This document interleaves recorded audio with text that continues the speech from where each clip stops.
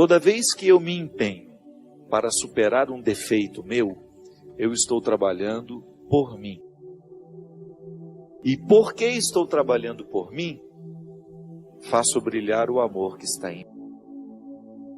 O amor próprio, ele funciona como uma imunidade que vai proteger o amor que está em mim. O que é a imunidade? É tudo aquilo que nós temos dentro do nosso organismo como um mecanismo de defesa contra vírus, bactérias, até as células cancerígenas que o nosso organismo gera todos os dias. O nosso mecanismo, eu me lembro que a minha primeira professora de biologia, que nem era biologia, a gente chamava de ciências, né? Ela usou uma metáfora muito simples para nos ajudar a entender o que era a imunidade. Era um bando de soldadinhos que corriam com suas armas para matar os vírus, as bactérias, as células cancerígenas que estavam ameaçando o nosso organismo. O amor próprio tem a mesma função. Cria uma imunidade, isto é, cria uma barreira para que nada nem ninguém venha ameaçar o amor que está em mim. Bonito isso, não é? Onde existe uma criatura, lá está o amor do Criador. São Francisco de Assis compreendeu isso com tanta profundidade que ele começou a perceber o amor em si, até nas plantas, nos animais. Em todas as realidades, Francisco de Assis percebia o amor em si, o amor de Deus. Muito mais ainda, quando ele começou a encontrar os leprosos que ficavam fora da cidade de Assis, ficavam fora do muro, que as cidades medievais eram muradas justamente para não serem invadidas, não serem saqueadas pelos inimigos. Então os leprosos ficavam do lado de fora desses muros. Francisco, depois com Clara e com todos os seus amigos, foram para fora dos muros de Assis para buscar aqueles que estavam negados nessa dignidade. Tamanha era a comoção do coração deles em relação à percepção do amor de Deus na vida do outro. O amor em mim me move na direção do amor ao outro. Mas antes é uma experiência pessoal de amor. É o amor por mim que me dá condições de amar o outro.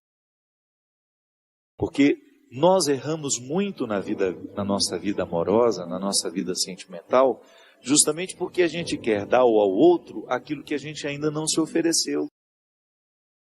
Como é que eu posso dar amor ao outro se eu ainda não me dei amor? Como é que eu posso cuidar de alguém se eu ainda não cuidei de mim? Como é que eu vou oferecer confiança ao outro se eu ainda não confio em mim? Se eu ainda não arregimentei dentro de mim essa confiança que me dá condições de lidar de maneira madura com o outro.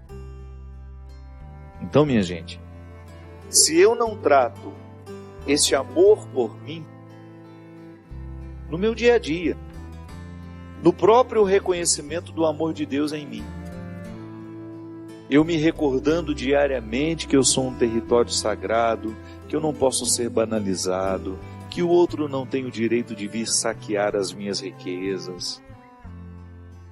Então é este amor por nós que vai fortalecendo essa nossa imunidade para que a gente tenha condições de viver relacionamentos mais maduros, mais duradouros, mais saudáveis e que estabelecem confiança.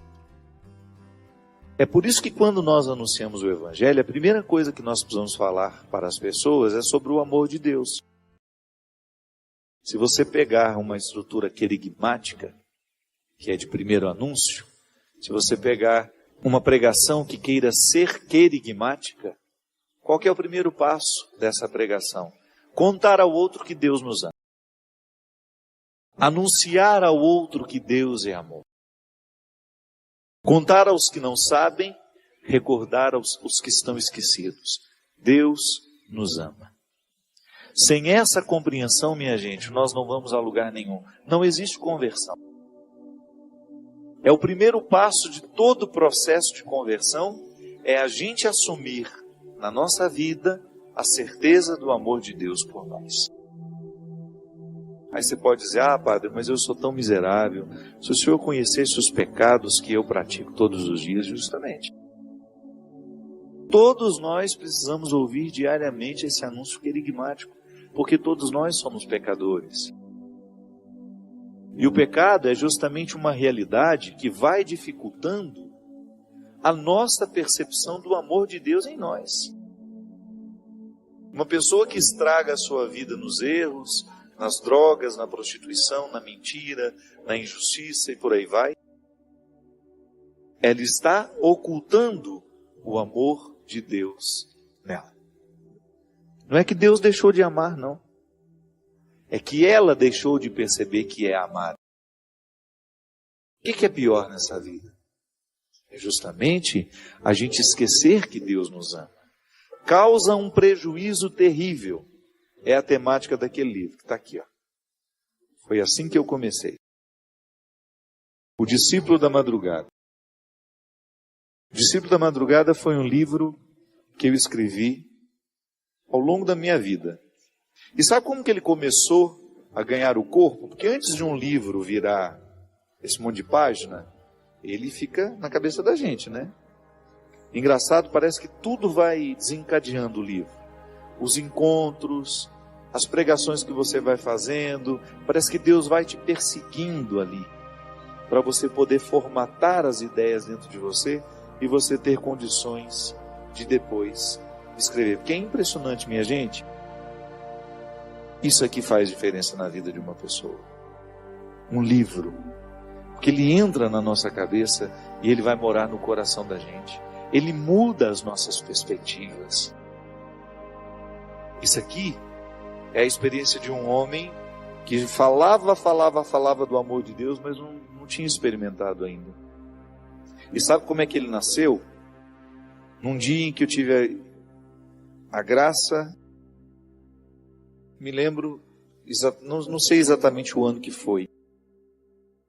Eu fui visitar a Adélia Prado, essa escritora que vocês já me escutaram tantas vezes falar dela.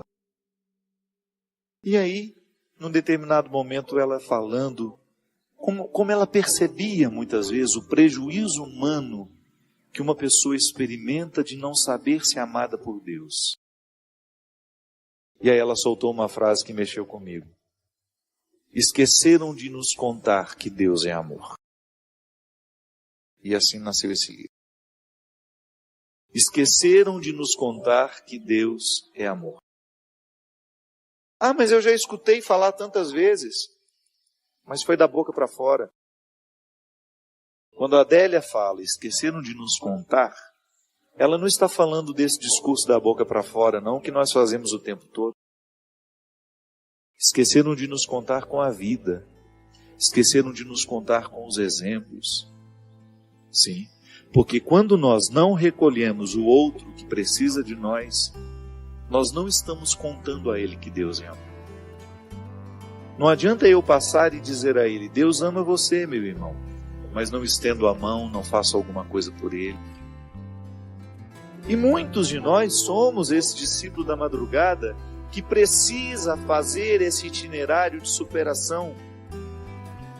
Todos nós precisamos fazer a travessia desse discípulo da madrugada, que num determinado momento da vida escutou Jesus falando das bem-aventuranças, e o seu coração foi plenamente iluminado por aquela palavra. Porque o discípulo da madrugada é um homem religioso que descobre no meio do caminho que não é religioso coisa nenhuma. Só está vivendo as hipocrisias da fé. E a melhor maneira, minha gente, que nós temos de recrutar pessoas é a gente tendo coragem de dizer a elas que nós temos hipocrisias religiosas, sim. Aí eles percebem que nós estamos lidando com a verdade. O que expulsa as pessoas da igreja não é quando nós somos heréticos, não. Quando nós falamos algumas bobagens, não. O que expulsa os outros da igreja é quando nós não somos capazes de testemunhar a nossa fé com as atitudes. A nossa perdição não está no discurso. A nossa perdição está justamente no momento que nós não agimos conforme o Evangelho. Sabe, minha gente, eu tenho cada vez mais uma convicção que a grande força de Jesus, com seus amigos sobretudo, porque a grande comunidade cristã que somos hoje, teve início num grupo de amigos. Alguém soube ser amigo. Alguém soube emprestar o coração, alguém soube emprestar o ouvido, o braço, o colo. Alguém soube emprestar o olhar, porque bons amigos são aqueles que se emprestam no momento da necessidade. É tão bonito a gente compreender que a amizade consiste em nós sermos para o outro aquilo que ele não tem naquele momento. Então, às vezes, o outro não tem a capacidade de compreender o que está acontecendo. Eu vou, fico do lado, quem sabe ajudo a lançar luzes sobre uma realidade que ele não sabia viver sozinho, e na nossa companhia as coisas se desenrolam melhor. A grande comunidade cristã que nós somos, nasceu na capacidade humana que Jesus tinha de aglutinar as pessoas, de estabelecer vínculo. Tenho essa convicção, que antes de Jesus se mostrar Deus, antes de Jesus mostrar o seu lado divino, o que ele verdadeiramente revelou e foi causa de cativar os outros, era a sua verdadeira humanidade. Um ser humano que deu certo, um ser humano que foi equilibrado, um ser humano que buscou ser o melhor possível. Nisso já agia a graça de Deus, é claro. Mas ali existe todo o processo formativo de Jesus. A psicologia que Nossa Senhora certamente aplicou com ele.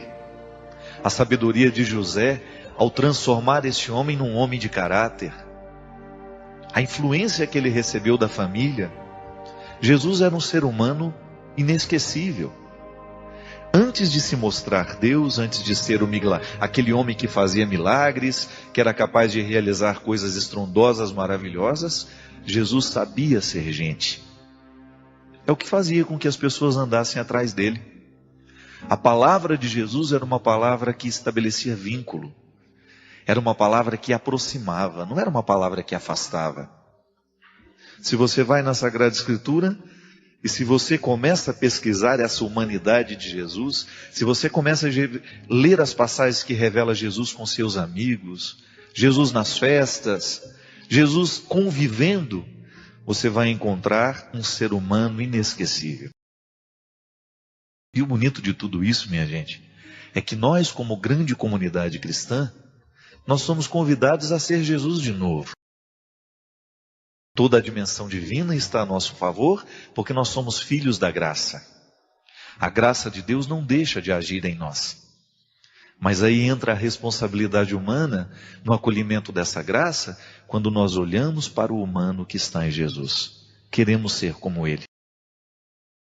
Não somos anjos, somos humanos, eu, você, marcados por limites, por incompreensões, por dificuldades. Erramos, acertamos, mas não perdemos de vista o referencial que nós queremos nos tornar. E é bonito quando a gente descobre que ao ser amigo de alguém, que ao ser marido, que ao ser irmão, que ao ser filho, nós estamos também buscando o modelo de Jesus para a nossa vida. E que no momento que a gente precisa, é bom a gente encontrar alguém que tem raiz, como diz a música. Jesus conseguia ser isso, né? Podava o que havia de ruim nas pessoas, não deixava crescer. Como? Através da palavra dele. Jesus era um amigo que estava o tempo todo comprometido com as pessoas que ele amava. Ele não permitia que crescesse dentro do coração que ele amava alguma coisa que pudesse ser ruim. E é bom quando nós temos alguém na vida que cumpre esse papel também. De nos amar de um jeito certo, de nos promover para a liberdade, de fazer acontecer dentro do nosso coração a ressurreição nossa de cada dia, não é verdade? Há dias em que a gente parece que está meio morto. Parece que a vida, às vezes, tem o poder de nos sepultar antes da morte. Quando a gente percebe que a gente está perdendo as esperanças, quando as tristezas estão sendo superiores às nossas alegrias, quando a gente fica desanimado, você experimenta isso, eu experimento. Quando a gente sofre por não ser amado como a gente gostaria que fosse, quando você escuta o que não gostaria de ter escutado, quando você perde e não gostaria de ter perdido, quando você é traído, quando você descobre alguma coisa que não foi do jeito que você planejou, é como se a vida começasse a nos sepultar antes mesmo da morte. Mas eis que entra alguém com seu poder de nos olhar de forma humana e divina e nos convence de que a ressurreição ainda é possível, que nós não estamos condenados a viver a morte de hoje. Todo dia a gente morre e a gente renasce um pouco. O processo de viver e de morrer é cíclico, né? Ele não para. Hoje eu estou morrendo. Eu tenho um dia a menos na minha vida. Isso não é para eu ficar desesperado. Hoje eu estou um dia mais próximo da minha morte. Você também. Mas ao pensar nesta possibilidade, nesta realidade, não é uma possibilidade, é uma realidade, querendo você ou não, hoje você está um dia mais próximo do seu destino final. Isso não é para nos encher de desespero, mas é para, quem sabe, a gente pensar na qualidade que nós queremos dar aos dias que nos restam. Não é assim? É o que Jesus fazia. A mudança que acontecia na vida das pessoas é porque Jesus abriu os olhos delas para esta realidade, mas sem desespero. O diabo gosta de nos colocar no desespero. Deus gosta de nos colocar na esperança. Há duas formas de interpretar este tempo que nos resta. Ou eu vou viver amargurado com aquilo que eu não vivi, com aquilo que eu não fiz, ou eu vou olhar para o tempo que me resta com o desejo de refazer o que precisa ser refeito, administrar o que precisa ser administrado e correr atrás do tempo perdido. Tive a graça de receber na minha casa essa semana o Guilherme, um amigo que a vida me deu a oportunidade de fazer. Ele já me conhecia e eu não. E eu tive a graça de ter o Guilherme.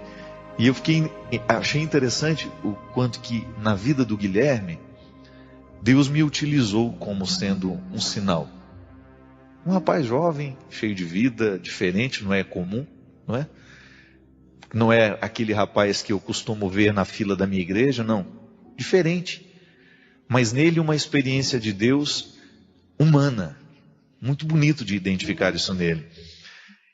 E eu, conversando com ele ontem, ele me dizia assim: padre, uma das coisas que mais marcou de tudo aquilo que o senhor dizia é quando o senhor falou do sucesso. O senhor disse que fazer sucesso é ser feliz. Que o seu pai nunca apareceu em grandes noticiários, ele nunca foi noticiado, ele nunca apareceu na televisão, mas que o seu pai era um homem de sucesso porque ele buscava a felicidade todo dia na simplicidade dele. E é verdade, minha gente. E às vezes, da mesma forma como Deus entrou na vida do Guilherme através da minha palavra, você também tem o poder de entrar na minha vida através de uma palavra que você me diz. Essa semana eu recebi um e-mail de uma senhora que falou tanto ao meu coração. Ela fazia um comentário de uma realidade que aconteceu essa semana e que me tocava profundamente, sabe, para abrir os meus olhos de uma maneira simples, bonita e direta para alguma coisa que Deus queria me dizer, que me disse através dela. E é interessante que quando a gente termina de ler um e-mail como esse, a gente sente vontade de dizer: palavra da salvação. Não é verdade? Qual é a palavra que nos salva? É aquela que nos encontra na hora certa. A palavra que tem o poder de salvar é aquela palavra que nos encontra no momento certo.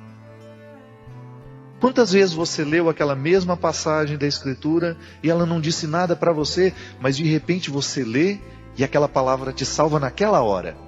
Por quê? Porque era a hora certa de ler. É como você dizer alguma coisa para o seu filho na hora errada. Não adianta.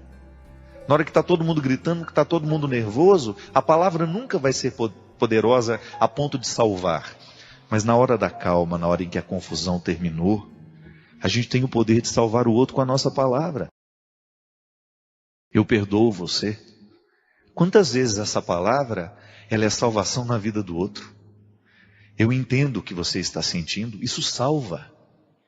Quantas vezes no momento do nosso desespero, minha gente, a gente só quer isso. Alguém que olhe para a gente e fala: eu entendo o que você está sentindo. E mesmo que eu não consiga dizer absolutamente nada sobre o que você sente, hoje eu empresto a minha presença. Eu serei com você. Isso é palavra da salvação. É Deus sendo humano em nós através do outro. É o processo que nos ensina e que faz atualizar na Galileia dos nossos dias o mesmo que aconteceu naquele tempo quando Jesus tinha a coragem de olhar para os miseráveis do seu tempo, para aqueles que necessitavam, e de ser para eles essa palavra de salvação. Que a igreja continua pronunciando, dizendo em cima de todos os telhados, para que ninguém deixe de ouvir. Porque nós acreditamos no que anunciamos. Padre Fábio, há muito tempo eu tinha vontade de escrever. É o seguinte: perdi o meu filho mais velho com 30 anos de idade em um acidente de moto. E desde então não tenho mais vivido como pessoa. Tenho depressão, a vida perdeu o sentido para mim. Sei também que a sua mãe perdeu uma filha num acidente muito trágico. Gostaria que o senhor me ajudasse. Por favor, dê uma resposta que possa aliviar a minha angústia. Eu sei que muitas outras pessoas também passam por essa dificuldade, né? A senhora não fala quanto tempo, né, que já viveu essa experiência. Não sei quanto tempo que aconteceu esse acidente com seu filho. Vou dizer a partir da experiência que eu vi dentro da minha casa. A morte da minha irmã foi muito trágica para todos nós, né? Não é fácil você perder, minha mãe sobretudo, uma filha aos 29 anos, cheia de vida, bonita, cheia de projetos, com um filho para criar, e de repente nós recebemos a notícia da sua morte. Talvez um dos momentos mais dolorosos que a minha família precisou enfrentar até o dia de hoje.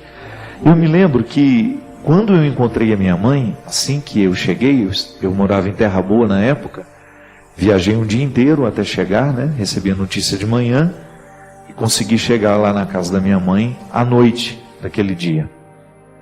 E eu me lembro que eu encontrei uma mulher extremamente abatida.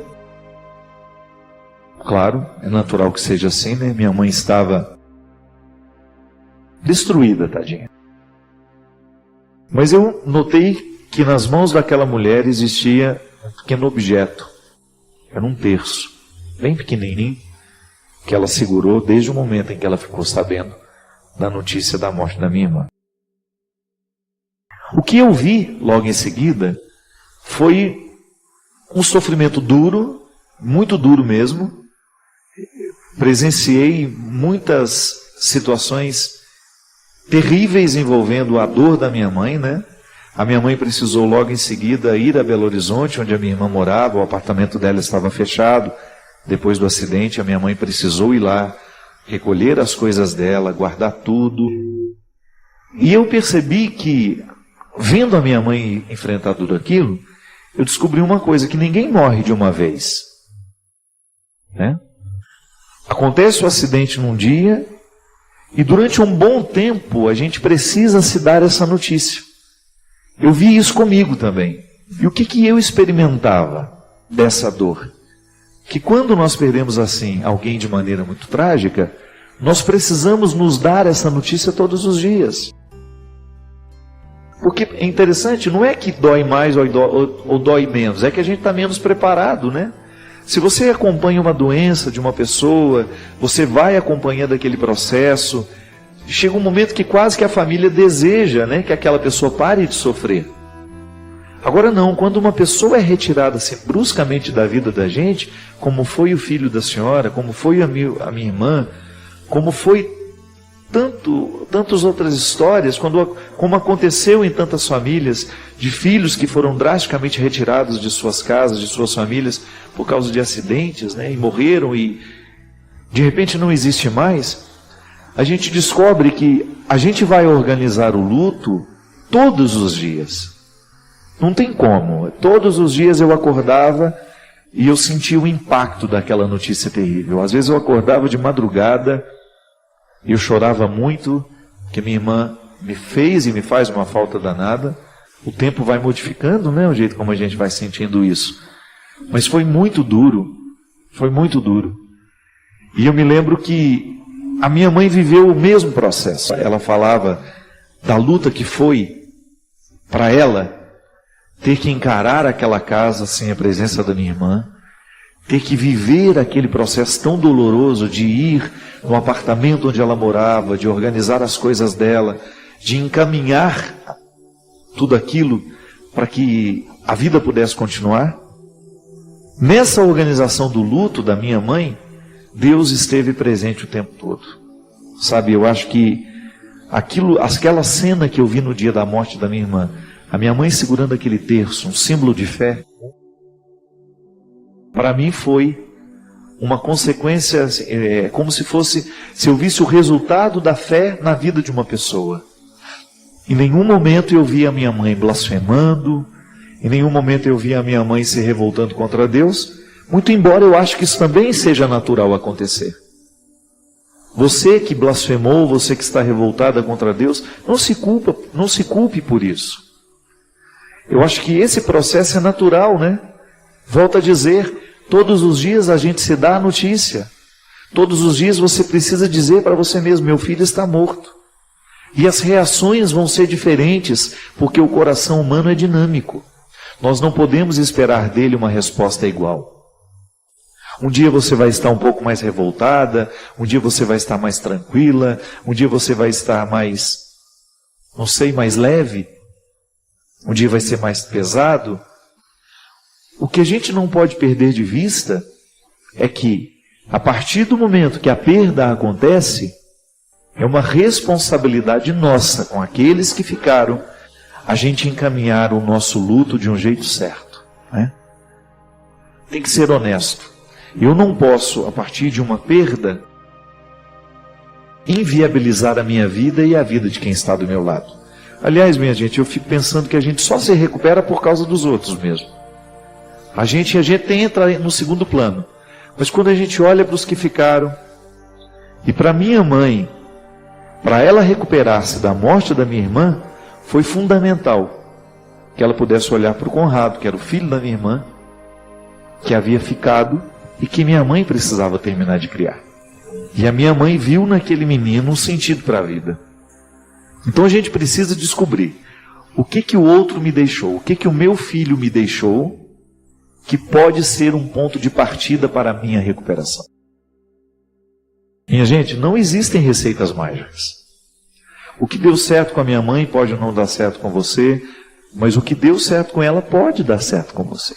Eu não estou dizendo que é uma regra, que todas as mães vão enfrentar a perda do mesmo jeito.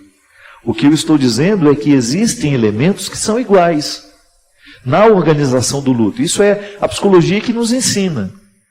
Que toda vez que nós perdemos alguém, que nós precisamos lidar com a ausência de alguém, nós temos que descobrir algum ponto de partida que possa nos auxiliar à retomada da vida, e geralmente esse ponto de partida está diretamente ligado à vida daquele que foi. Agora, minha filha, o processo é seu, a luta é sua, nós queremos lhe ajudar, nós queremos que com essa palavra, quem sabe colocar um sentido novo na sua vida. Mas eu tenho certeza que se você buscar isso em Deus, Ele não vai te desamparar. A minha mãe é uma mulher que me ensina isso o tempo todo. Deus faz parte da vida da minha mãe. O tempo todo ela fala nele, ela vive a partir dele. Todas as esperanças dela nele estão colocadas. Reze sobre a sua dor. Sem fórmulas mágicas, sem fórmulas prontas. Fale com Deus tudo aquilo que se passa no seu coração. Fale da sua mágoa, do seu desespero, da sua dificuldade de aceitar esse fato. Tenho certeza que Deus não vai te deixar desamparado. Tenho certeza que Deus vai te dar o consolo necessário. E que aos poucos, mediante o seu esforço também, auxiliado pela graça divina, você vai ter a graça de reencontrar o caminho da alegria. Pode ser que você nunca mais vá ser a mulher que você era antes da partida do seu filho. Mas quem sabe você pode ser melhor. Por causa do sofrimento que viveu. Eu sempre escuto isso. Padre, eu nunca mais vou ser a mesma pessoa. mas que esta pessoa nova que está surgindo seja melhor que aquela que estava antes. Né? Eu acho que ninguém pode morrer em vão. Um sofrimento deste não pode ser em vão. Se ele visitou a minha vida, eu quero que ele me deixe um grande aprendizado. Se ele me machucou, se ele me faz chorar, eu quero que ele gere dentro de mim um aprendizado, uma maturidade. É o que nós precisamos pedir a Deus todos os dias. Que o nosso sofrimento não seja em vão. Que quando ele passar por nós, ele provoque em mim, em você, uma nova pessoa, mas uma pessoa melhor, para que a gente tenha a graça de poder dizer: depois daquela dor, eu nunca mais fui o mesmo, mas para melhor. Então existem pessoas, por exemplo, eu conheço uma mãe que teve um filho terrivelmente assassinado, que perdeu a vida brutalmente, que depois da morte do filho, ela precisou criar um grupo, que ela tinha uma terapia coletiva de mães que perderam o filho da mesma forma. Claro, bem administrados, esses grupos fazem um bem danado, né? Porque a gente sabe que toda vez que nós temos a oportunidade de partilhar a nossa dor com alguém que vive uma dor semelhante, a gente se sente mais compreendido. Porque um dos grandes fatores que gera a solidão é a gente identificar que o outro não sabe sentir como a gente sente e não está nem um pouco interessado em fazer um esforço para sentir. É interessante que há uma estatística que existem casais que após a perda de um filho passam por crises matrimoniais muito sérias. E em muitos casos há uma separação. O filho morre, o casamento que era ótimo, que estava tudo bem, de repente entra numa crise e os cônjuges se separam. Por quê? Porque há uma diferença muito grande na maneira como lidam com a dor, o homem e a mulher. O homem sente do mesmo jeito, sente profundamente a dor de perder um filho, mas é muito diferente da maneira como a mulher sente. O homem tem uma facilidade maior de retomar a vida, de recomeçar. Então a mulher muitas vezes enxerga nisso uma afronta à dor que ela sente. Então por isso que existem muitos casais que após perderem os filhos precisam de acompanhamento psicológico, terapêutico, para que o casamento não entre em crise, porque a gente sabe que existe uma tendência muito grande à separação por causa de uma forma diferente de compreender a mesma dor.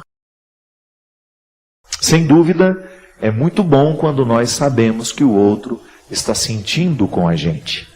Isso causa proximidade. Mas também gera uma divisão quando você cisma ou você percebe que o outro não está sentindo com a mesma intensidade. Então a gente precisa de ajuda. Padre, sempre fui muito pobre e de uns tempos para cá consegui vencer na vida. Estamos muito bem financeiramente, consegui retirar a minha família do lodo, todo mundo no lodo. E hoje finalmente estamos vivendo um momento muito feliz na nossa vida. O único problema é que nós moramos numa cidade pequena e desde então estou sendo caluniado de que para chegar aonde cheguei, eu roubei e fiz coisas desonestas. Tenho sofrido muito, padre. Tem que ser assim mesmo a vida? Não, tem que ser assim não. Calúnia é uma das piores coisas que pode haver na vida. Eu já estou até meio acostumado. Eu já não... Tem coisas que me abalam muito, sabe? Às vezes eu escuto falar algumas coisas de mim assim que, meu Deus do céu. E você também deve escutar, falar de mim, falar dos outros. Então a gente escuta muita coisa. Muita coisa pode ser verdadeira do que a gente falou, do que fez, mas muita coisa é uma invenção que a gente não sabe de onde, né? Agora, meu filho, coloque uma coisa no seu coração. Ninguém chuta cachorro morto. A inveja é uma das piores coisas que pode haver numa pessoa. Porque a pessoa invejosa é aquilo que fica querendo o que é do outro. E quando ela fica querendo o que é do outro, ela não faz o que ela tem que fazer. Ninguém está pagando as suas contas, ninguém, não é verdade? Às vezes você está lá, dá um duro danado na vida, você trabalha com honestidade, você faz de tudo para levar as coisas na justiça, do jeito certo. O outro que chegou agora te viu uma única vez, nem sabe quem você é. Tá certo, uma história que de fato pode ter acontecido. Mas e aquelas que inventam? Quando você não sabe nem de onde começou aquela conversa.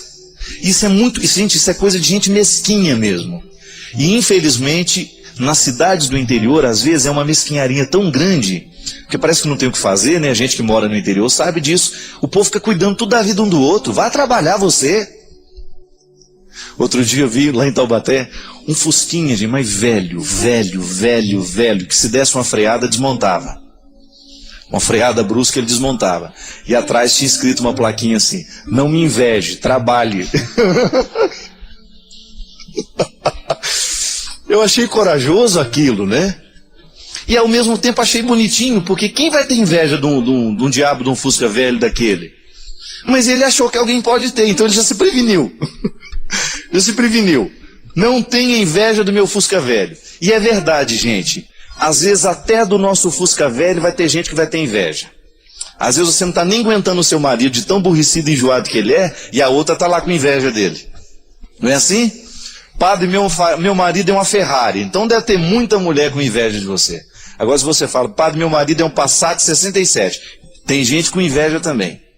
O que a gente não pode é prestar atenção, colocar a nossa atenção naquilo que as pessoas estão inventando. A gente tem que estar preocupado com a verdade da nossa vida. Isso sim, eu costumo dizer, já disse e repito, o que nos salva, minha gente, não é o que as outras pessoas estão falando sobre nós. É o que Deus sabe sobre nós. É o que Deus sabe sobre mim, sobre você, que verdadeiramente vai valer no final da vida. Porque nós já erramos muito, todos nós. Eu já errei, você já errou, e pode ser que se hoje começasse a desenterrar os erros do nosso passado, ninguém sobraria de pé. Ninguém teria direito de falar uma palavra nessa vida, se nós formos considerados pelo nosso passado. Só que a boa notícia é essa. Deus não está nem um pouquinho preocupado com o que você fez da sua vida até o dia de hoje. Sabe por quê? Ele sobrevive a de presente e de futuro. Porque Ele nos ama assim, com olhos de futuro. Então não fique prendendo ao que os outros estão falando de você. Pode ser que você até tenha errado na vida, não tem problema. Começa a mudar a partir de agora. Não dê mais razão para que aquilo continue sendo verdade. Digamos que você foi acusado de alguma coisa que dói dentro do seu coração. Tudo bem. Pare de fazer aquilo que verdadeiramente é razão de acusação para que o seu coração já volte a ficar feliz. Pronto. Eles tinham razão de me acusar até o dia de hoje. A partir de agora não tem mais, porque eu mudei a minha conduta. Quando a gente recebe alguma palavra assim, ofensiva, a gente tem que peneirar. O que dessa palavra aqui é verdadeiro? O que dessa palavra aqui pode me indicar um caminho de melhora? Então tudo bem, eu pego isso. E a partir disso, eu mudo a minha conduta, a minha atitude. O resto é lixo. E você não é lixo. Você não é um lugar para ser depositado lixo e realidades indesejadas. Tá bom? É assim que a gente vai vivendo, com qualidade, fazendo aquilo que Deus quer de nós e colocando qualidade nas mais pequenas coisas da nossa história, da nossa vida.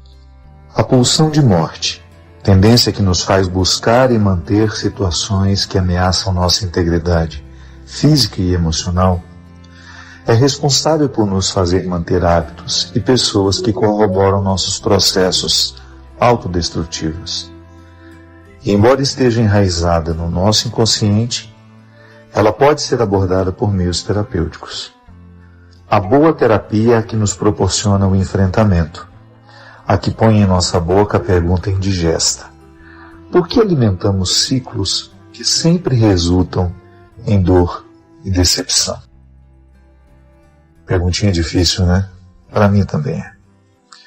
Por que temos o hábito de repetir o jogo que nós conscientemente fazemos, sabendo que vamos perder? Por que nós não temos coragem de mudar um pouquinho o destino de nossas escolhas? Por que nós não paramos o processo no momento em que ele começa? Eu tenho uma regra de vida, sabe, que me ajuda muito. Um ditado popular que um dia eu escutei, nem sei mais onde. Não acenda fogueiras que você sabe que não poderá apagar. Essa regra me ajudou muito na minha vida e me ajuda diariamente. Quando eu percebo que eu estou começando a viver uma realidade, uma situação que eu não saberei controlar depois. Claro, minha gente, eu não sou pretensioso, eu não tenho controle de tudo. Mas muitas coisas nós podemos controlar, eu posso controlar. Por exemplo, quando eu percebo que estou estimulando demais a minha ira, numa discussão muito inflamada, eu procuro baixar a poeira dentro de mim, fazer um silêncio e esperar para que aquela ira se dissipe, para que eu não permita que ela se avolume dentro de mim, porque eu sei que quando a ira se avoluma, o resultado costuma ser desastroso. Por que nós muitas vezes iniciamos relacionamentos já sabendo que não darão certo? Tudo porque nós temos lá dentro de nós, pulsões de morte, que são tipicamente humanas, não é só você que tem, todo mundo tem isso. Claro, você pode discordar da abordagem terapêutica de Freud, essa é uma premissa que ele estabeleceu. Segundo ele, nós temos dentro de nós Eros, a pulsão do amor, e Thanatos, a pulsão da morte. Você pode discordar como é que essas pulsões se manifestam, se elas moram no inconsciente ou não, não importa. O fato é que você reconhece que há em você uma tendência àquilo que lhe edifica, você tem movimentos dentro de você que lhe levam a construir coisas boas, mas você sabe também, por experiência, não precisou Freud dizer. Se ele não tivesse dito isso, você saberia sem a teoria. A gente sabe por intuição. Eu percebo que há em mim pulsões de morte. Às vezes eu me autodestruo conscientemente, às vezes não muito conscientemente. Eu, por exemplo, como padre, eu tento retirar muito das pessoas o conceito de culpa, porque a culpa está muito associada à pulsão de morte. Muitas pessoas não se dão o direito de serem felizes porque elas trazem traumas terríveis da infância, construído por pais, por professores, por situações que nos traumatizaram, por amigos, que nem eram tão amigos assim, mas que nos geram um sentimento de culpa que nos priva de ser felizes. A gente fica eternamente culpado, a gente não se sente no direito de sorrir, de viver. Então é aquela amargura eterna que a gente não sabe de onde vem. Isso é pulsão de morte. Muitas vezes alimentada por um sentimento de culpa que ficou inconsciente em nós, colocada lá quando éramos crianças, e a gente não sabe se livrar disso. Por isso é tão importante o processo terapêutico. Eu recomendo muito que todo mundo passe pela experiência da terapia. Eu não tenho dinheiro para isso. Vamos ver se nas nossas prestações de serviço que o Estado nos fornece, não tem lá um psicólogo, um terapeuta que possa nos atender gratuitamente. Ou então, minha gente, a melhor de todas as terapias, a boa amizade. Amigos com quem a gente possa falar sobre isso. Ou então, amigos que tenham uma percepção generosa da nossa vida, da nossa personalidade e que possam nos ajudar a entender quem somos. Por que nos autodestruímos? Por que fazemos tão mal a nós mesmos nas escolhas que fazemos? Eu desejo do fundo do meu coração que você encontre cada vez mais coragem de responder a essa pergunta. Por que você se faz tão mal, tanto mal? Por que você alimenta tantos sentimentos que são nocivos a você? Você o experimenta de forma pequena, você o experimenta de forma grande, porque nós somos limitados. O nosso limite é tão grande, minha gente, que nós não sabemos viver sem o outro. Por isso a gente sofre quando os outros vão embora da nossa vida. A condição de limite nos faz pensar o outro como parte de nós. Eu, porque sou limitado, porque tenho limites, eu preciso amar. Isso é tão lindo, minha gente. O amor nasce do limite. Quando a gente reconhece que a gente não dá conta da vida sozinhos. O amor do outro me faz viver a experiência do complemento. Eu me torno maior porque você me ama. E eu fico maior quando eu amo alguém. Por isso que o sofrimento é natural quando as pessoas vão embora da nossa vida. Por isso a gente sente tanta saudade. A gente sente tanta saudade das pessoas que são especiais na nossa vida. A saudade é uma concretização do limite. A saudade nos ajuda a mensurar o quanto que nós amamos. Retire uma pessoa da sua vida, pense a sua vida sem aquela pessoa e você vai descobrir o quanto que você a ama. É experiência de limite. Por isso que o amor é dor, o amor é sofrimento. E quanto mais a gente mergulha na capacidade de amar, maior será a nossa sensibilidade para o sofrimento. Aí você vai dizer, então padre, quanto mais a gente ama, mais a gente sofre. Eu lamento informar que é. Porque a experiência de amar é a experiência de tocar o limite. Por isso o sofrimento está tão atrelado ao amor. Gente, nós não sofremos quando a gente não ama. Não há causas para sofrer quando você não ama. Mas eu lhe pergunto, é possível viver nessa vida sem o envolvimento do amor? Não é possível. Não há amor sem sofrimento, não há sofrimento sem amor. Por isso que nós não temos que criar dentro de nós uma ilusão. A partir de hoje a minha vida vai ser linda, a minha vida não vai ter dificuldades. Infelizmente essa notícia nós não podemos dar aos amantes. As pessoas que verdadeiramente amam nessa vida, elas sofrem por grandes causas sim. Elas não são indiferentes aos sofrimentos que estão do lado. E por isso que Jesus convida o tempo todo os seus amigos a viverem a experiência do amor. O sofrimento de Jesus foi porque nos amou. Seja honesto com você.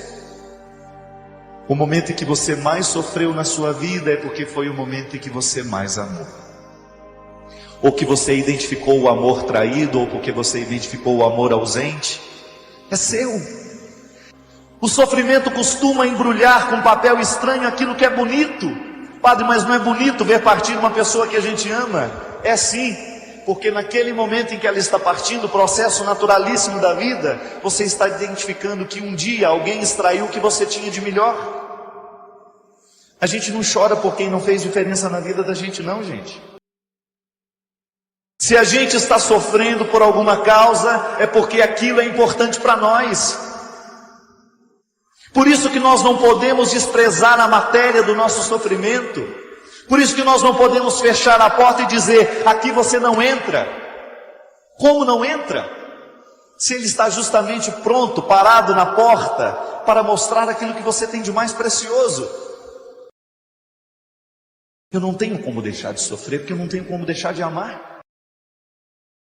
E tenho certeza que se hoje você tivesse que passar por esse processo de escolha, você também não iria querer.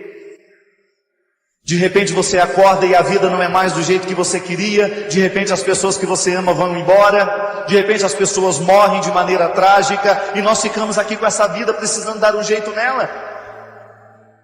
É o parto novamente. É a minha experiência de estar mais uma vez no útero da vida, sofrendo o processo da contração e a vida me expulsando. E agora? O que você vai fazer? Aí chegamos ao primeiro ponto.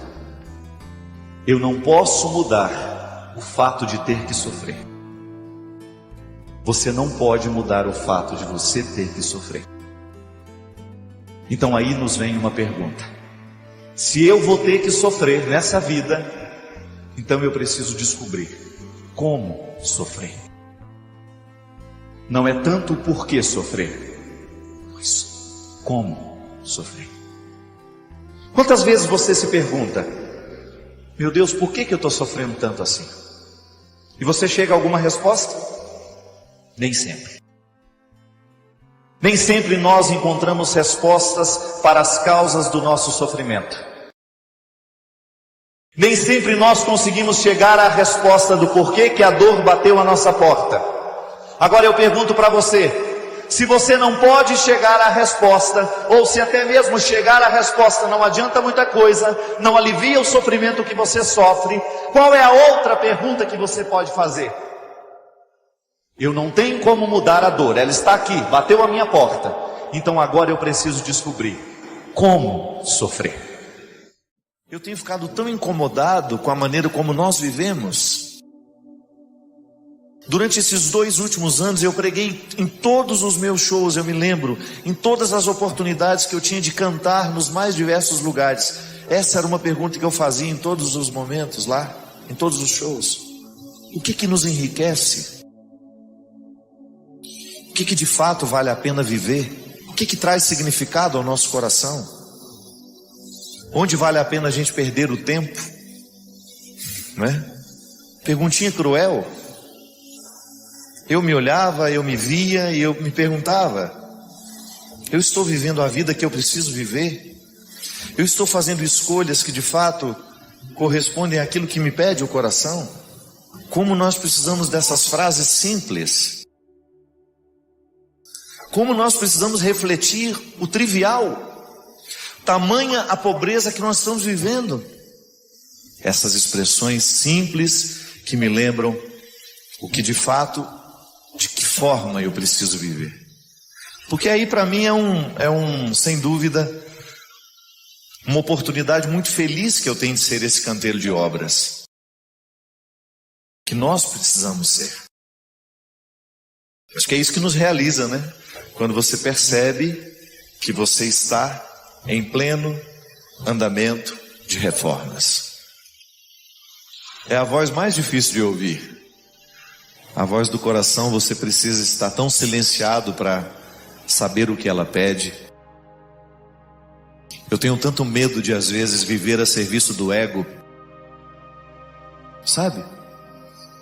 Se você for identificar o que o ego lhe pede, daquilo que lhe pede o eu, são tão diferentes as exigências. O ego nos mata. Nos põe para trabalhar o tempo todo, porque ele tem tanta vaidade para ser cumprida com o dinheiro que ele tem. O ego, ele dilata, ele quer aparecer. E para aparecer, ele precisa estar sempre numa luta desenfreada, quase que cruel. Diferente do eu, que se satisfaz com tão pouco. O eu se satisfaz com uma roda de amigos, sem nenhum luxo, sem nada preparado, apenas uma boa prosa e a verdade. O ego não. O ego precisa ser visto. Nem é tanto estar com o outro, mas é estar ali para ser visto. A voz do coração é a voz do eu. Mas as exigências do ego são muitas. E se eu não vou identificando as exigências do ego, eu passo a minha vida inteira me matando sem chegar às alegrias do eu, simplesmente para dar o status que o ego tanto pede e que nem é justo. Você vive perfeitamente sem as exigências do ego. As exigências do ego são vãs, são vazias, porque em última instância, o que vai nos realizar ao final de tudo não é aquilo que você viveu para fora, mas é aquilo que você viveu para dentro. Só essa voz é capaz de lhe fazer chegar. Então, estando sob o comando do ego, muitas vezes nós passamos uma vida inteira trabalhando num lugar que nós detestamos, somente pelo status que nos dá. Não temos coragem de ganhar menos para ser mais felizes. Não temos coragem de abrir mão, de perder, para ter a oportunidade de ser mais feliz. Não se esqueça disso. Quando Jesus nos ensina a regra do despojamento, Ele está falando justamente de perdas que nos fazem ganhar.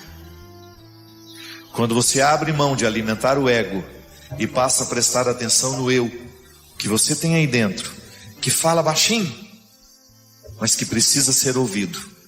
Quando você se encoraja para deixar de ouvir as exigências do ego que tanto te escravizam e passa a prestar atenção no que pede o seu eu, é provável que você mude um pouco a rota da sua vida. A gente muda até onde a gente quer passar o final de semana.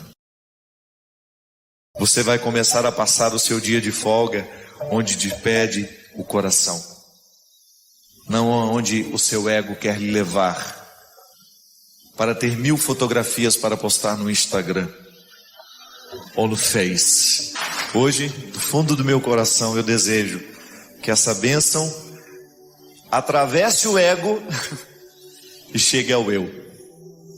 Da mesma forma como eu também quero, sei. Eu quero diariamente desmascarar as mentiras do ego. Não precisa nada disso, mentira. Mas eu quero, mentira. Não precisa mais não. Não cabe mais roupa no guarda-roupa. Comece a querer o que o eu. Comece a trabalhar para o eu. Você trabalha demais para o seu ego. Ele só te cansa. Ele não lhe permite muitas alegrias. Nele tudo é muito temporário. Tudo é muito cansativo. O Evangelho nos ajuda a desfazer as forças do ego, para a gente poder ouvir a voz do coração, que é a voz do eu, esse que precisa ser cuidado e ser conhecido por você. Eu desejo que você, nas suas lutas, você tenha sempre o direito e a possibilidade de retirar os seus excessos, para você ter diante dos seus olhos a sua verdade fundamental, sem exageros, só você. E a partir disso, você reencontrar o caminho da vida. Obrigado pelo seu carinho, pela sua atenção. Que Deus abençoe muito você. Que Deus derrame sobre o seu coração, sobre a sua casa, sobre a sua vida, a disposição que caracterizou o coração de Nossa Senhora, para que, exemplo dela, a gente também possa ser um cristão de verdade, levando sempre Jesus no colo, para apresentá-lo àqueles que ainda não o conhecem. Derrame sobre nós a bênção do Deus Todo-Poderoso, Pai, Filho e Espírito Santo. Amém. Obrigado pela sua companhia. Derrame sobre nós a bênção do Deus Todo-Poderoso, Ele que é Pai, Filho e Espírito Santo. Da mesma forma como o nosso corpo precisa de vacina para ganhar a imunidade, para não morrer de qualquer coisa, essas doenças que são simples, que uma vacina pode salvar, nosso corpo precisa de vacina. Desde quando nós somos crianças, a gente vai começando a ganhar a imunidade. Mas eu sempre digo que a saúde espiritual, ela também precisa de algumas vacinas ao longo da vida. E a primeira delas, a que nos imuniza para tudo que pode nos destruir da vida, é a certeza de que Deus nos ama. Ensine alguém isso.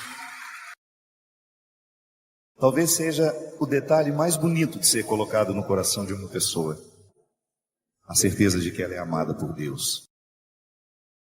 Sim, porque às vezes a nossa destruição, ela nos chega quando nós não sabemos, ou quando estamos esquecidos que somos amados por Deus.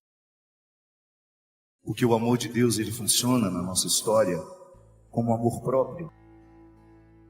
Quanto mais você acredita que Deus te ama, muito mais condições você vai tendo de se amar.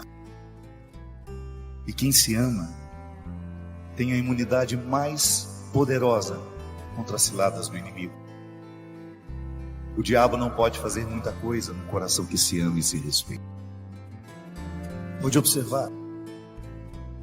As destruições que o diabo oferece, elas sempre encontram espaço para crescer em pessoas que não estão se amando. Estão vivendo um processo de desrespeito pessoal. Você sabe disso, eu não preciso ficar dizendo muito. Basta você revirar algumas páginas passadas da sua história e você vai ver o quanto você se tornou um alvo fácil para os diabólicos de plantão, no momento em que você não se amava, em que você não se respeitava. E nessas mesmas páginas que te mostram o quanto você foi um alvo fácil para o diabo, nas situações diabólicas que existem pelo mundo o tempo todo, você também vai descobrir como você foi forte para dizer não àquilo que lhe destruía, porque a sua dose de amor próprio estava em dia. É por isso, minha gente, que a nossa vitória passa o tempo todo pela experiência de sermos perdoados. O perdão é a dinâmica da maturidade. Ele está no eixo da maturidade espiritual, da maturidade emocional, porque é quando a gente se perdoa daquilo que a gente não soube viver, que a gente se prepara para um novo tempo. Como nascer de novo. Toda vez que você perde tempo, esquecendo do valor que você tem, toda vez que você passa uma boa parte da vida se acusando daquilo que você não soube fazer certo, daquilo que você não acertou, Deus perde a oportunidade de cuidar do seu jardim. É tão importante você ter coragem de acreditar nisso. Eu sei que é difícil. Você acha que eu também não enfrento esse desafio todos os dias? Eu olho para mim, eu sei o tanto de defeitos que eu tenho, quantas fragilidades moram aqui. E acreditar que Deus me ama não é fácil. Eu já guardei tantas informações desagradáveis sobre mim, que me chegaram pelos outros. Eu fui tão machucado pela vida, eu fui tão machucado pelas pessoas, e eu sou essa mistura de tudo isso. Eu preciso acreditar que Deus me ama, mesmo eu sendo tão fracassado em tantas coisas, e acreditando no fracasso que chegou à minha vida, porque outros me acusavam disso o tempo todo. Eu sempre gosto de dizer isso. Eu tenho uma profunda identificação com aqueles que não entram pela porta da frente, porque eu nunca pude entrar pela porta da frente. Eu também nunca fui muito acreditado. E não estou dizendo isso aqui para me lamentar, não. Eu estou apenas dizendo que se hoje Deus me coloca num meio diferente para estar com pessoas diferentes, é porque eu fui achado da mesma forma. E seria uma incoerência da minha parte não ter um profundo respeito por todos os que passam pelo meu caminho, por mais diferentes que eles sejam de mim, porque eu também um dia fui achado por Jesus assim, na beira da estrada. Eu não estava no caminho principal, eu estava na beira da estrada. E desde então eu descobri que o meu sacerdócio é andar pela beira da estrada, lá onde eu também fui achado, porque há tantos como eu, necessitados de serem olhados nos olhos e de receberem essa notícia, que Deus ama, que Deus não se cansa de amar, que não há nenhum erro que nós tenhamos cometido na vida que possa retirar-nos da certeza do amor de Deus. Não há nada. E eu tenho consciência que a minha espiritualidade consiste em acender naqueles que estão cansados chama de um novo tempo. Dizer aos que ainda não sabem, ou recordar aos que estão esquecidos, que Deus não desiste de nós. Deus não desiste de mim. Deus não desiste de você. E eu sei que às vezes nós ficamos desistindo de nós. Eu sei que às vezes você desiste de você, porque você sofre do mesmo mal que eu já sofri muito, que é ser olhado de um mesmo jeito pelas pessoas que te conhecem. Aquele olhar que paralisa, sabe? Aquele olhar que diz, ixi, eu já sei como você é. Isso é terrível. Às vezes nós precisamos a chance, apenas de uma chance, de um olhar que nos olhe como se fosse o primeiro dia de nossa vida. Às vezes é só isso que nós precisamos. Quebrar a força dos olhares que nos viciam naquilo que nós já sabemos de nós. É tão cruel você encontrar pessoas que ainda não chegaram ao melhor de si, porque elas estão numa ambiência desanimadora. Elas estão cercadas de pessoas que olham para elas de um mesmo jeito, de um jeito viciado, paralisante. Por isso que às vezes é bom você sair de casa e vir passar um final de semana aqui, para você descansar um pouco dos olhares que te olham de um mesmo jeito. E aí você tem um poder evangelizador maravilhoso, que é a sua capacidade de olhar. Sempre gosto de dizer isso, minha gente. O primeiro gesto evangelizador, nós que somos cristãos, não é dizer nada ao outro, é olhar para ele. Porque o que faz o outro ficar à vontade diante de nós, não é o que a gente diz, mas é a maneira como a gente olha. Eu sei muito bem se sou bem-vindo, não é quando o outro me diz seja bem-vindo. Porque pode ser que a palavra esteja dizendo uma coisa e o olhar dizendo outra completamente diferente. Era o que Jesus fazia. Às vezes Jesus não tinha tempo de dizer uma palavra para aquela pessoa, mas ele podia olhar. E o olhar dele era sempre um olhar renovador. Um olhar que colocava coragem em quem o recebia. Um olhar que desafiava tudo aquilo que aquela pessoa já havia encontrado de si. Um olhar que quebrava o poder viciante dos olhares que paralisam, que nos amedrontam e que às vezes nos fazem pensar que só podemos ser essa pequena porção que já achamos de nós mesmos. Você é muito mais do que você já achou de si. Você está apenas começando. Você está apenas começando. Ouse acreditar. Ouse acreditar que o melhor que há em você ainda não veio à tona. Ouse acreditar que hoje o olhar de Jesus é para você, que já está desanimado de si, que coleciona fracassos, que coleciona decepções. Ouse acreditar que hoje esse olhar é para você. Ouse pensar que tudo isso aqui foi colocado, foi pensado, para que nessa noite você fosse visitada pela certeza do amor de Deus por você.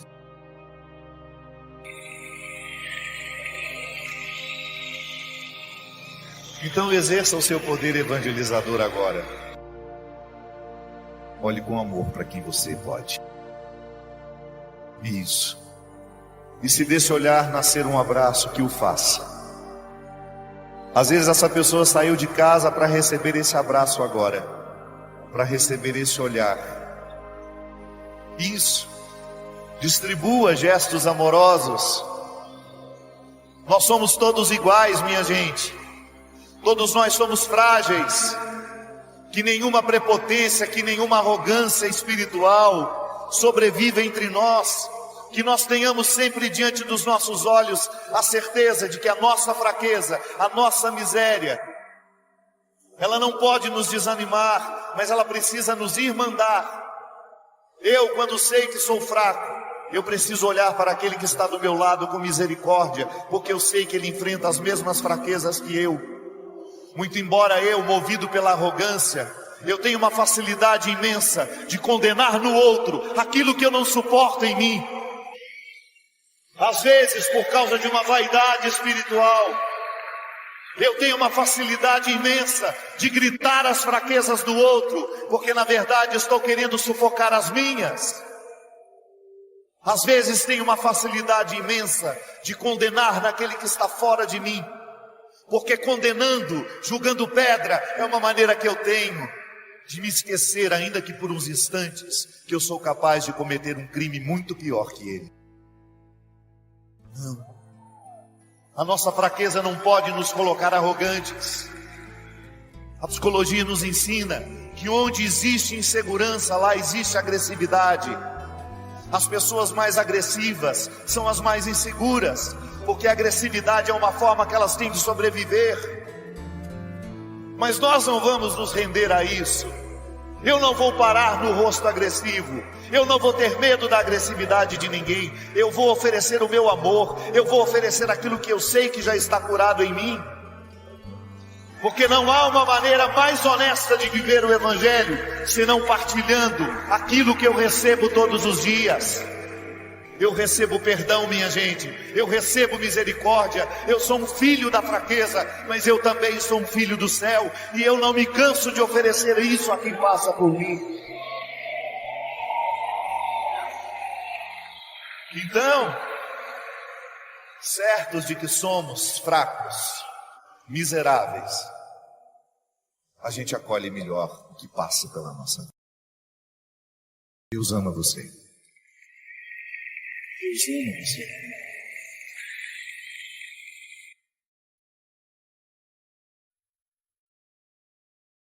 O que a gente precisa para a gente ser feliz? Nós falamos o tempo todo sobre essa tal felicidade. Nós acompanhamos o tempo todo as pessoas na tentativa de serem felizes. As nossas redes sociais, né? Tanta gente publicando aquilo que faz feliz. E até mesmo mentindo em torno daquilo que nos faz felizes. O que nos torna felizes? O que nos torna realizados? E a partir dessas perguntas, nós começamos a desmentir. Porque nós mentimos para nós. Quantas vezes eu encontro pessoas, eu identifico isso em mim, uma estrutura mentirosa em torno da realização. Fingimos que estamos realizados. Fingimos que estamos sabendo o que deve ser feito. Ficamos muitas vezes na superfície das coisas, das situações, e nem temos coragem de tocar naquilo que de fato precisa ser tocado para que a nossa vida seja melhor. Nós temos tantas buscas. Às vezes você tenta ser feliz através do seu trabalho.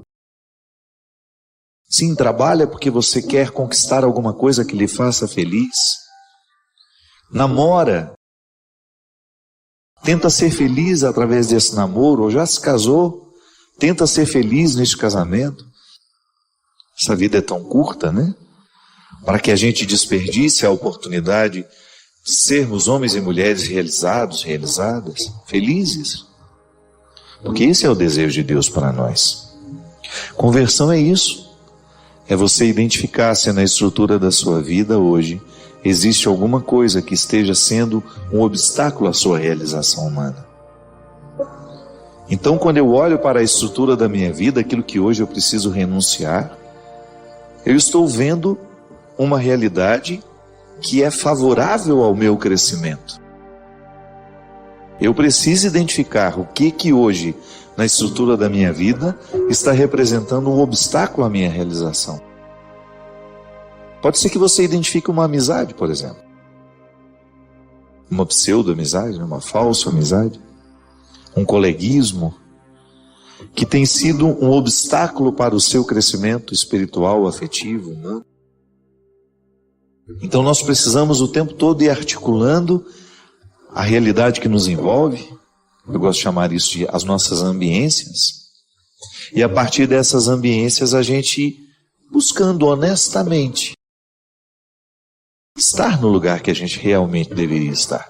Eu acho que todo ser humano, ainda que não esteja muito consciente disso, está sempre tentando ser feliz, até quando erra. Até quando nós erramos, nós estamos de alguma forma tentando ser felizes. Pode ser que você esteja sob a influência de uma pessoa que não lhe quer bem, que esteja lhe viciando naquilo que lhe destrói, ou que esteja lhe retirando de um contexto de fidelidade a si mesmo. Sim, nós podemos muitas vezes ficar viciados em pessoas que nos fazem mal. E de repente o inimigo vai minando as nossas coragens, as nossas disposições, e a gente vai se afastando do caminho que Deus quer para nós. Volto a dizer que é um caminho de realização, é um caminho de felicidade. Deus não quer o nosso sofrimento.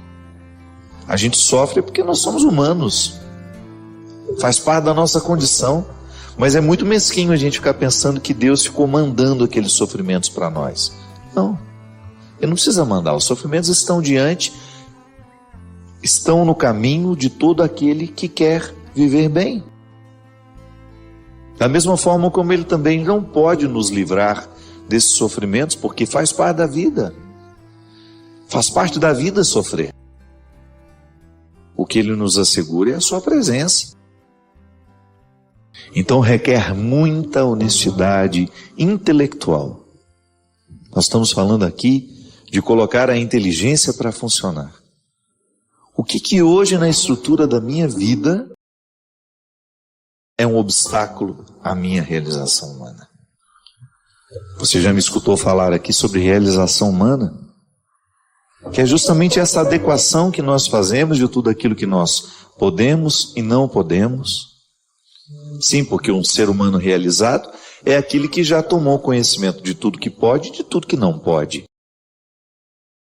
E a partir deste poder e não poder, cria-se um espaço de satisfação. É a satisfação de ser quem é, de fazer o que faz, de trabalhar no que trabalha, de estudar o que estuda, de conviver com quem convive. E nem sempre nós conseguimos, dentro desta realização, fazer somente aquilo que nos agrada. Eu, particularmente, gente, gosto de pensar que Deus é sempre favorável, que a minha experiência com o Senhor é sempre favorável a mim. Nunca, nunca, nunca eu pude entender que a minha experiência com Deus pudesse ser um obstáculo para a minha realização humana. Deus quer o meu melhor. E há muito tempo eu fui arrancando de mim, sabe, algumas compreensões equivocadas de que Deus queria o meu sofrimento, por exemplo. Deus não tem nenhum interesse que você se torne uma pessoa infeliz. A infelicidade não é um projeto de Deus para a nossa vida. É por isso que no projeto que Ele tem para cada um de nós, Ele nunca retira os obstáculos. Porque nos obstáculos nós encontramos a força para a gente poder alcançar aquilo que a gente tanto deseja. Sim, precisamos vencer diariamente os obstáculos que nos privam de viver essa felicidade, essa realização humana. Mas o problema é quando nós não sabemos, quando nós não temos clareza do que de fato nos torna felizes. Eu gosto de compreender a felicidade com um pouco mais de profundidade. Pode ser que a palavra felicidade esteja muito esvaziada de significados. Pode ser que ela tenha se tornado muito vazia nos nossos dias. Crescemos muito quando somos desafiados. Muito mais do que quando somos bajulados. Quando nós aceitamos a provocação da própria vida. Sabe como que a vida nos provoca? Com o nosso mal-estar. Por isso que é tão perigoso tomar remédio para a tristeza. A não ser que tenha diagnosticado uma depressão química em você. E aí, minha gente, nunca é tarde para a gente poder mexer na estrutura da nossa vida, mudar os rumos. Da mesma forma como Jesus não teve medo de mudar a vida de quem passava por ele. Porque Jesus sabia de tudo isso com muito mais profundidade do que nós sabemos hoje. Quanta gente fica curada quando desiste de um emprego, por exemplo. Quando abre mão daquele emprego para ir ganhar menos, mas trabalhar em algo que se gosta. Quanta gente termina o seu conflito quando termina um relacionamento. Ah, mas sofre, mas pelo menos está sofrendo para curar. Sim, mas geralmente quando as tristezas chegam e a gente entorpece com um comprimido, a gente perdeu a feliz oportunidade de descobrir o que nos incomodava. E aí a gente não muda o que incomoda. Você só vai jogando comprimidos sobre a sua tristeza. E por isso não resolve. Apenas vai passando de um dia para o outro, jogando o conflito para frente, quando na verdade o que resolveria e que retiraria a necessidade do comprimido é um enfrentamento, uma mudança das peças do tabuleiro. Quantas pessoas resolvem suas tristezas, suas angústias, quando são capazes de colocar as pessoas nos lugares certos? Quando você blinda o seu coração, para que ele não seja alvo do desamor do outro. Quantas pessoas melhoram, se curam, quando são capazes de trancar uma matrícula na faculdade e dizer, não é isso que eu quero para mim. Eu me lembro que uma vez eu encontrei uma menina que estava fazendo a faculdade para agradar a mãe. E ela me falou isso. Ela teve coragem de dizer. Perguntei para ela, o que você estuda? Ela falou, arquitetura. E você gosta de arquitetura? Ela, não. Eu estou fazendo porque minha mãe quer que eu faça. E eu achei aquilo muito cruel, né?